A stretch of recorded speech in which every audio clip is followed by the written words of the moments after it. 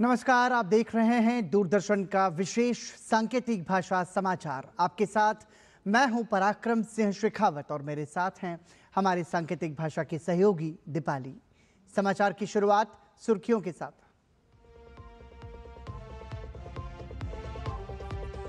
नक्सल मुक्त भारत अभियान को मिली बड़ी सफलता।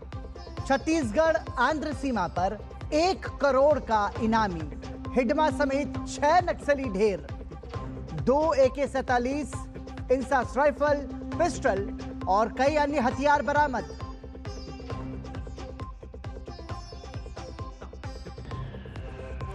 दिल्ली की अदालत ने लाल किला आत्मघाती हमलावर के सह साजिशकर्ता जासिर बिलाल वानी उर्फ दानिश को NIA की 10 दिन की हिरासत में भेजा। वहीं ईडी ने फरीदाबाद के अल फलाह विश्वविद्यालय और उससे जुड़े लोगों के ठिकानों पर मारे छापे। बिहार में सरकार गठन को लेकर दिल्ली से लेकर पटना तक बैठकों का दौर जारी। कल पटना में होगी भाजपा विधायक दल की बैठक। उत्तर प्रदेश के उप मुख्यमंत्री केशव प्रसाद मौर्य को बनाया गया केंद्रीय पर्यवेक्षक। राष्ट्रपति द्रौपदी मुर्मू ने 6ठे राष्ट्रीय जल पुरस्कार किए प्रदान। जल को पवित्र और सीमित राष्ट्रीय संसाधन मानने का किया आह्वान। दीर्घकालिक जल सुरक्षा के लिए सतत प्रबंधन और सामुदायिक भागीदारी को बताया महत्वपूर्ण। और मॉस्को में SCO काउंसिल की बैठक में विदेश मंत्री डॉक्टर S जयशंकर ने आतंकवाद पर किया कड़ा प्रहार। कहा, आतंकवाद पर हमारी जीरो टॉलरेंस की नीति। अपने नागरिकों की सुरक्षा के लिए उठाएंगे हर संभव कदम।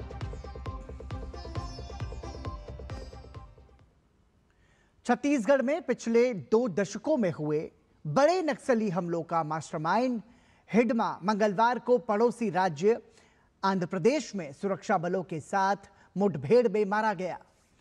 हिडमा प्रतिबंधित माओवादी संगठन का सबसे खूंखार कमांडर था और उसने People's Liberation Guerrilla Army battalion number 1 का नेतृत्व किया। पुलिस अधिकारियों के मुताबिक हिडमा और उसकी पत्नी राजे सहित कुल 6 नक्सली मुठभेड़ में ढेर हुए। हिडमा ने 2010 के ताड़मेटला हमले और 2013 के झीरम घाटी हमले सहित कई घातक हमलों में भाग लिया। बस्तर के वरिष्ठ पुलिस अधिकारियों ने बताया कि हिडमा का खात्मा माओवादी आतंक के ताबूत में आखिरी कील के रूप में देखा जा रहा है। छत्तीसगढ़ पुलिस के अनुसार इस साल अब तक माओवादी केंद्रीय समिति के 9 सदस्य मारे जा चुके हैं और संगठन की शीर्ष कमान कमजोर हुई है। सुरक्षा बलों के मुताबिक हिडमा के मारे जाने के बाद बस्तर क्षेत्र में माओवाद पर नियंत्रण और बढ़ेगा और नक्सली गतिविधियों पर गंभीर असर पड़ेगा। छत्तीसगढ़ आंध्र प्रदेश बॉर्डर में अल्लूरी सीताराम जिला मूलतः आंध्र प्रदेश राज्य का जिला है। उधर एक पुलिस नक्सली मुठभेड़ में 6 माओवादियों को मारा जाने का जानकारी आंध्र पुलिस ने कंफर्म किया।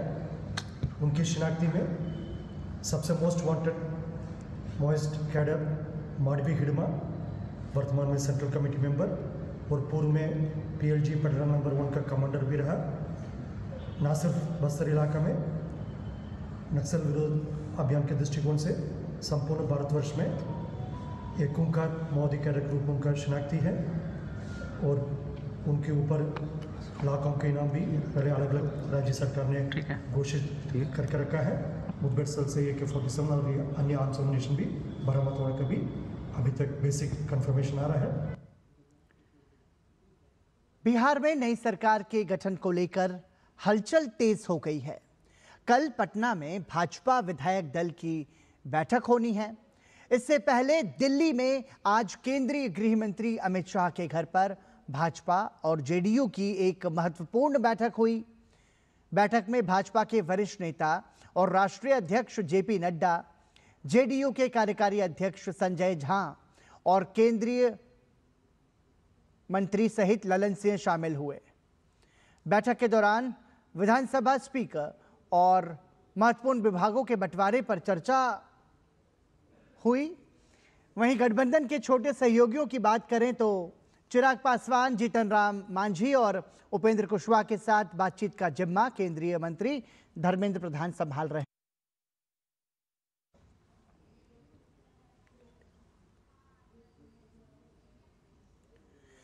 भाजपा संसदीय बोर्ड ने बिहार में सरकार गठन के लिए उत्तर प्रदेश के उप मुख्यमंत्री केशव प्रसाद मौर्य को केंद्रीय पर्यवेक्षक नियुक्त किया है।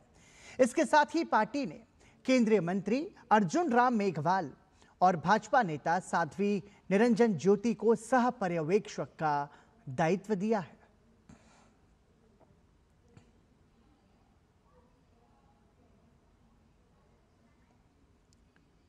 भारतीय जनता पार्टी अपने नवनिर्वाचित विधायकों की होने वाली बैठक में कल विधानमंडल दल के नेता का भी चयन करेगी।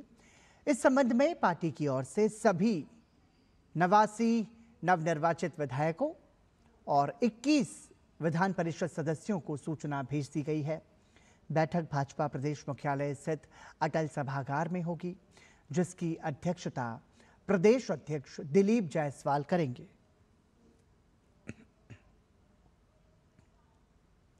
कल विधायक दल की बैठक है, उसके बाद फिर एनडीए के विधायक दल की बैठक होगी और 20 तारीख को शपथ ग्रहण समारोह गांधी मैदान में मनाया जाएगा और इसमें अपने यशस्वी दुनिया के लोकप्रिय नेता और यशस्वी प्रधानमंत्री श्री नरेंद्र मोदी जी का और उनके साथ साथ हमारे सभी भाजपा के वरिष्ठ नेता, विभिन्न प्रदेश के मुख्यमंत्री और उप मुख्यमंत्री और समाज के गणमान्य लोगों को भी उसमें आमंत्रित किया गया है और करीब 2 से 3 लाख लोग इस ओथ शिरोमणि में, शपथ ग्रहण समारोह में उनकी उपस्थिति, ऐतिहासिक उपस्थिति दर्ज होगी। दिल्ली में लाल किले के पास हुए कार धमाके के बाद लगातार एक्शन जारी है। लाल किले के पास कार धमाके के आरोपी जासिर बिलाल उर्फ दानिश को पेशी के लिए पटियाला हाउस कोर्ट लाया गया। कोर्ट में पेशी के बाद आरोपी जासिर बिलाल वानी उर्फ दानिश को 10 दिन की एनआईए की रिमांड पर भेज दिया गया। जासिर वानी उर्फ दानिश को जम्मू कश्मीर पुलिस ने लाल किले के बाहर हुए आत्मघाती हमले और जैश ए मोहम्मद अंसार गजवतुल हिंद के व्हाइट कॉलर मॉड्यूल के जुड़े होने की सूचना पर हिरासत में लिया था।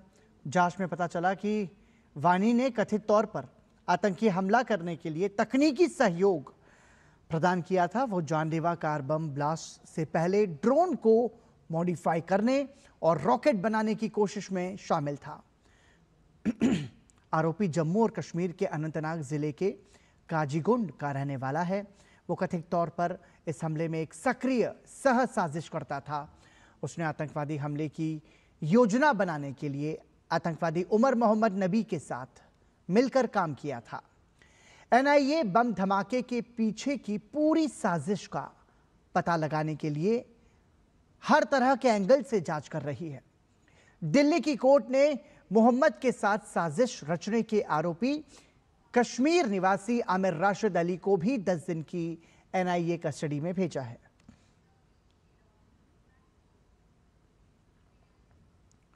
नई दिल्ली के रेल भवन में केंद्रीय मंत्री अश्विनी वैष्णव ने सीमेंट ट्रांसपोर्टेशन में रेलवे रिफॉर्म्स योजना को लॉन्च किया।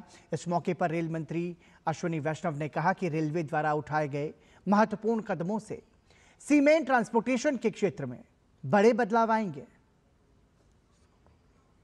लंबे टाइम तक किसी भी इंडस्ट्री को अगर जुड़ना होता था रेलवे से, तो टर्मिनल बनाना was such a big headache. 5-5, 6 साल लग जाते थे just to get the permissions and getting the entire drawings approved. वो सारा का सारा प्रॉब्लम सॉल्व हो गया। 21 में जो गति शक्ति कार्गो पॉलिसी आई, फिर 22 में उसको रिवाइज किया। उन रिफॉर्म से आज देश में 116 मल्टी मॉडल कार्गो टर्मिनल्स बन गए हैं, कमीशन हो गए, रेडी हो गए। और आज की पॉलिसी के बाद में बहुत सारे multi modal cement cargo terminals भी बनेंगे, ऐसा मुझे विश्वास है। केंद्रीय मंत्री अश्विनी वैष्णव ने पिछले कुछ वर्षों में रेलवे में हुए प्रगतिशील बदलावों का जिक्र करते हुए कहा कि रेलवे में लगभग 100% इलेक्ट्रिफिकेशन हो गया है। में 3 या 4 किलोमीटर पर डे के रेट से कंस्ट्रक्शन होता था, आज 13-14 किलोमीटर्स पर डे के हिसाब से रेलवे ट्रैक्स का कंस्ट्रक्शन हो रहा है। Almost 14 kilometres per day cross कर रहा है। ऑलमोस्ट 100% इलेक्ट्रिफिकेशन हो गया है रेलवे के नेटवर्क का। थोड़ा बहुत जो बचा है वो भी कंटिन्यूसली चल ही रहा है। 1300 स्टेशंस को कंप्लीटली रीडेवलप किया जा रहा है, रिकंस्ट्रक्ट किया जा रहा है, जिसमें शहर के दोनों हिस्से जुड़ सके। पिछले साल हम लोग वर्ल्ड की सेकंड लार्जेस्ट रेलवे हुए फ्रेट कैरिंग में। We surpassed United States of America and we became the second largest freight carrying railway at 1.6 billion tons. केंद्रीय मंत्री किरेन रिजिजू और दिल्ली सरकार में मंत्री आशीष सूद आज राजधानी दिल्ली में भगवान बिरसा मुंडा की 150वीं जयंती समारोह पर आयोजित कार्यक्रम में शामिल हुए। इस दौरान उन्होंने कहा, मोदी सरकार ने आदिवासियों के अधिकार और सम्मान के लिए कई कदम उठाए हैं। प्रधानमंत्री नरेंद्र मोदी के दूरदर्शी नेतृत्व में सरकार ने प्रत्येक वर्ष जनजातीय गौरव दिवस की शुरुआत की है। केंद्रीय मंत्री ने कहा कि प्रधानमंत्री के नेतृत्व में देश तेजी से आगे बढ़ रहा है। भगवान बिरसा मुंडा का 150वीं जयंती का ये वर्ष लगातार चल रहा है। अब इसको साल भर मनाना है क्योंकि ये 150वीं गण वर्ष बहुत बड़ा होता है और आदिवासियों में पहले बार महसूस हुआ और हर एक भारतीय ये फील कर रहा है कि आदिवासियों को पहली बार मोदी जी का सरकार ने सम्मान देने का काम किया है, उनका योगदान को पहचाना है। अब उनका जन्म दिवस को जनजाति गौरव दिवस के रूप में मनाकर देश को मजबूत बनाने के लिए बहुत बड़ा काम मोदी जी ने किया है। राष्ट्रपति द्रौपदी मुर्मू ने मंगलवार को विज्ञान भवन में 10 श्रेणियों में 46 विजेताओं को छठे राष्ट्रीय जल पुरस्कार 2024 और जल संचय जन भागीदारी पुरस्कार वितरित किए। इसमें सर्वश्रेष्ठ राज्य का पुरस्कार महाराष्ट्र तो सर्वश्रेष्ठ जिला छत्तीसगढ़ के राजनांदगांव को चुना गया। इस दौरान जल शक्ति मंत्री CR पाटिल भी मौजूद रहे। कार्यक्रम में राष्ट्रपति ने सीमित मात्रा में मीठे जल की मौजूदगी और उसके संरक्षण को लेकर दुनिया को सचेत किया। उन्होंने कहा कि जल का सक्षम उपयोग अनिवार्यता है और हमारे देश के लिए ये और भी जरूरी है। धरती पर उपलब्ध कुल जलराशि में से फ्रेश वाटर यानी मीठा पानी केवल 2.5% है। उसमें भी केवल 1% ही मानव समुदाय को उपलब्ध हो पाता है। जल का सक्षम उपयोग एक वैश्विक अनिवार्यता है। हमारे देश के लिए जल का सक्षम उपयोग और भी अधिक आवश्यक है क्योंकि हमारे देश की जनसंख्या की दृष्टि से हमारे जल संसाधन बहुत सीमित है। प्रति व्यक्ति जल की उपलब्धता भी एक बड़ी चुनौती में झेल रहे हैं। राष्ट्रपति द्रौपदी मुर्मू ने छठे राष्ट्रीय जल पुरस्कार वितरण समारोह में विजेताओं को बधाई दी और ऋग्वेद में बताए गए जल के महत्व का उल्लेख करते हुए जल संरक्षण और प्रबंधन के लिए पुरस्कार विजेताओं के प्रयासों की सराहना की। करने वाले सभी व्यक्तियों और संस्थानों को मैं बहुत बहुत बधाई देती हूँ। जल के महत्व को समझाने के लिए हजारों वर्षों पहले हमारे पूर्वजों ने ऋग्वेद में कहा था, ओप्सु अंतो अमृतम, अर्थात जल में अमृत विद्यमान है। अमृत के समान अमूल्य जल संसाधन के संरक्षण और प्रबंधन में योगदान के लिए इन पुरस्कार विजेताओं की जितना भी प्रशंसा की जाए कम है। क्या रुक रहे हैं एक छोटे से ब्रेक के लिए, बने रहिए हमारे साथ।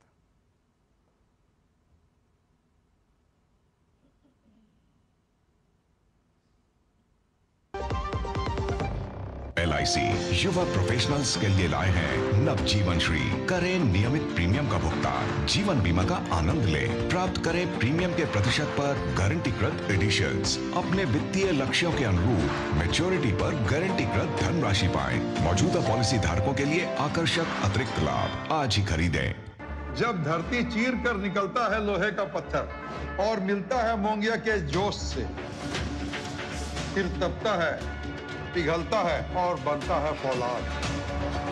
अब होता है सरिया सारी खूबियों के साथ। मोंगिया स्टील, मजबूत देश का मजबूत सरिया। कौन है जो जोड़े देश को? विकसित भारत का विकसित भारत।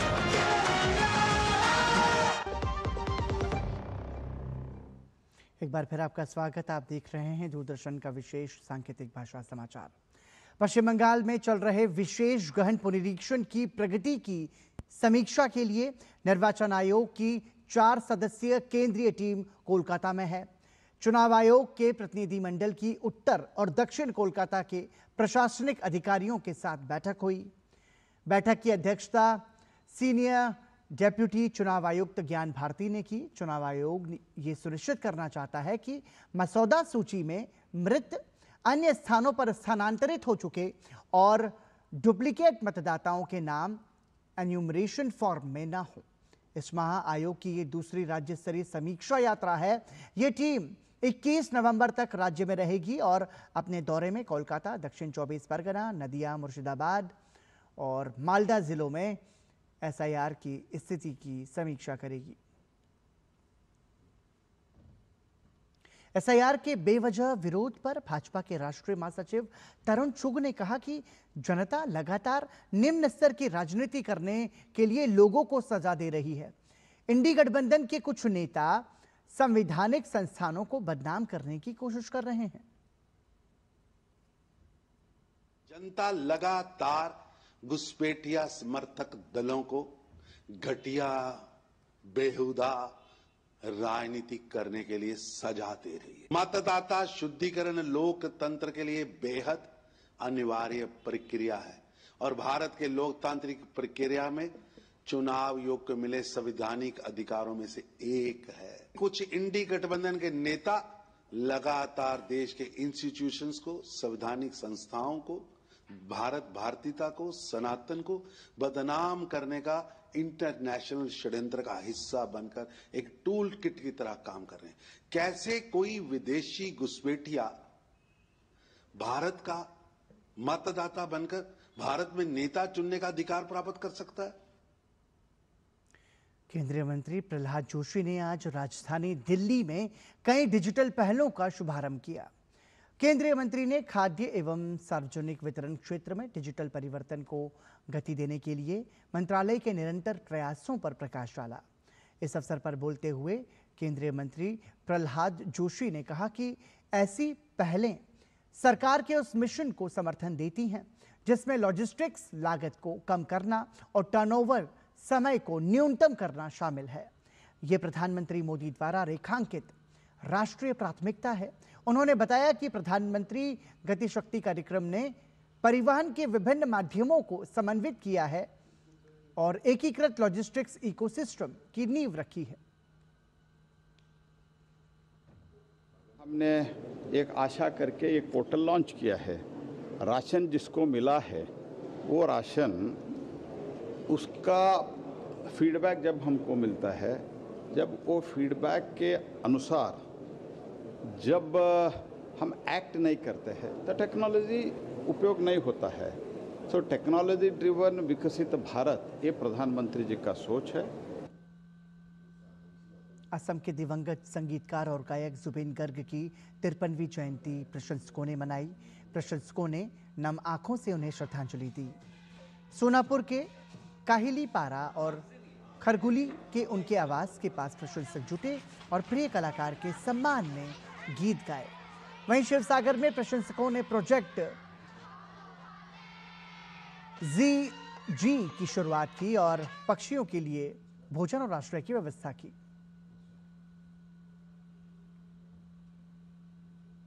हम लोग भारतीय जनता पार्टी और एजीपी दोनों मिलकर प्रशासन का सहयोग से हम लोग ब्लड डोनेशन कर रहे हैं और काफ़ी लोग यहाँ ब्लड डोनेट करने के लिए आया है। मैं उनका आत्मा का शांति चाहता हूँ, आत्मा को मुक्ति मिले और जुबिंदा का जो अनुरागी है उन लोग भी इसको युग युग याद रखें, इसको मैं कामना करता हूँ। मॉस्को में आयोजित एससीओ काउंसिल की बैठक में विदेश मंत्री डॉक्टर एस जयशंकर ने आतंकवाद पर कड़ा प्रहार किया। उन्होंने कहा कि आतंकवाद पर जीरो टॉलरेंस की नीति होनी चाहिए। इसके साथ ही उन्होंने दुनिया के देशों को भी आतंकवाद के खिलाफ एकजुट होने का आह्वान किया। We must never forget that the SCO was founded to combat the three evils of terrorism, separatism, and extremism. These threats have become even more serious in the years that have passed. It is imperative that the world display zero tolerance towards terrorism in all its forms and manifestations. There can be no justification, no looking away, and no whitewashing. As India has demonstrated, we have the right to defend our people against terrorism and will exercise it.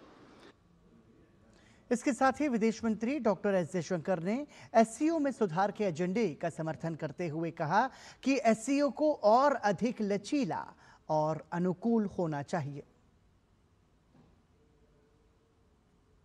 India strongly supports its reform-oriented agenda. We welcome centers addressing challenges such as organized crime, drug trafficking, and cybersecurity. As the organization becomes more diverse, the SCO must be more flexible and more adaptable. To this end, the long-delayed decision to make English an official language of the SCO must be prioritized. Colleagues, Excellencies, we all recognize that the SCO must keep up with contemporary changes. Bharat के बधिर shooting खिलाड़ियों ने Deaflympics में एक बार फिर इतिहास रच दिया है। धनुष श्रीकांत और माहित सांधू ने 10 metre air rifle mixed team events में कोरिया को हराकर स्वर्ण पदक जीता, जबकि मोहम्मद वानिया और कोमल वाघमारे ने कांस्य पदक अपने नाम किया। इन खिलाड़ियों ने न केवल भारत का नाम रोशन किया, बल्कि एक नया डेफ क्वालिफिकेशन वर्ल्ड रिकॉर्ड भी बनाया। धनुष श्रीकांत और माहित सांधू ने 630.8 पॉइंट्स के साथ कोरिया के 628.9 पॉइंट्स को पछाड़ा। यह जीत भारत के लिए बहुत बड़ी उपलब्धि है। विश्व बॉक्सिंग कप 2025 में भारत के पवन बर्तवाल ने ब्राजील बॉक्सिंग कप के स्वर्ण पदक विजेता कजाकिस्तान के अल्टीनबेक नूरसुल्तान को 5-0 से हराकर टूर्नामेंट का अब तक का सबसे बड़ा उलटफेर करते हुए अपना पहला अंतरराष्ट्रीय पदक पक्का कर लिया। भारत के मुक्केबाज सुमित ने 75 किलोग्राम के क्वार्टर फाइनल में कोरिया के किम योन ताई पर 5-0 से जीत हासिल करने में सफलता पाई। उनके अलावा स्ट्रेंजा 2024 के पदक विजेता नवीन ने कजाकिस्तान के बेकजत तंगातर को हराकर जीत की तिकड़ी पूरी की। विश्व बॉक्सिंग कप 2025 नोएडा के शहीद विजय सिंह पथिक खेल परिसर में आयोजित किया जा रहा है। बेलगावी में भारत श्रीलंका संयुक्त सैन्य अभ्यास मित्र शक्ति X1 के तहत बैटल ऑब्स्टेकल कोर्स आयोजित किया गया है। इस अभ्यास में दोनों देशों की सेनाओं ने उत्साहपूर्वक भाग लिया और युद्ध की तैयारियों का शानदार प्रदर्शन किया।